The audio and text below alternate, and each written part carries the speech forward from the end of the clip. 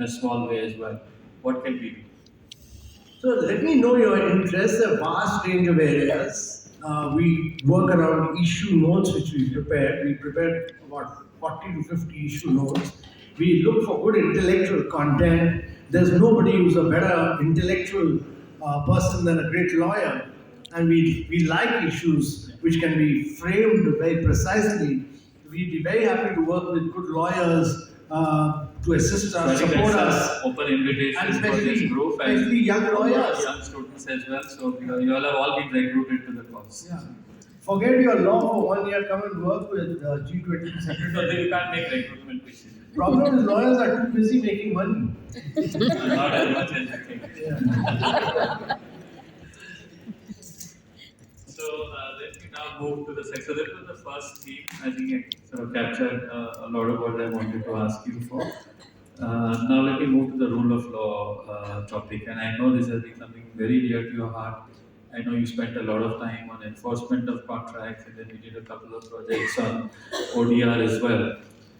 So it's a very critical part of a country's infrastructure, and even from a G20 perspective, for each country's infrastructure to have a stable legal system, enforcement of contracts, and things like that.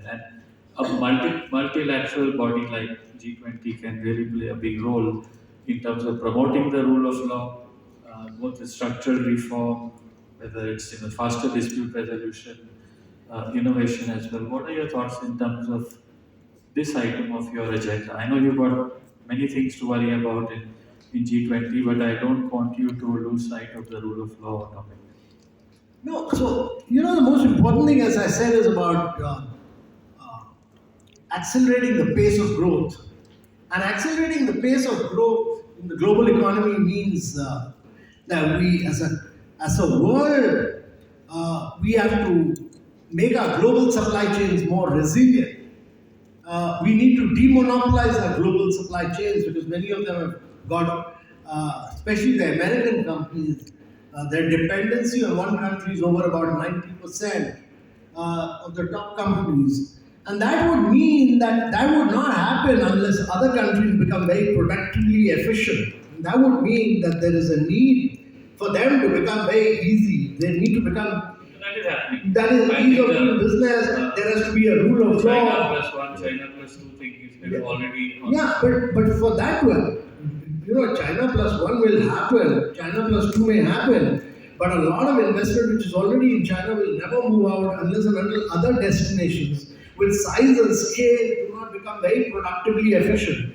And productively efficient means that your rule of law has to be top class.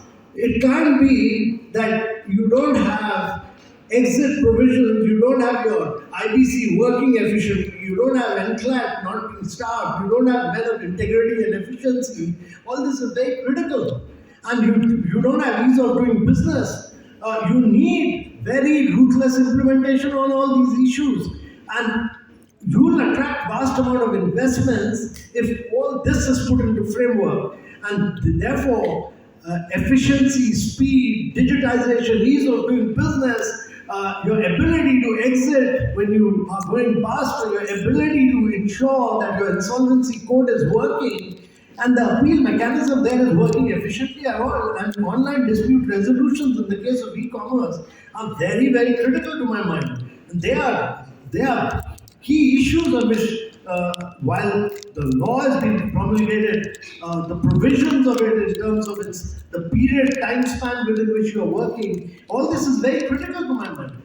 And it's music to my ears, and I know I think you're one of the few civil servants who recognizes the importance of this as being so integral to growth. So more power to you, and I hope that you can also make it a part of the G20 agenda as well.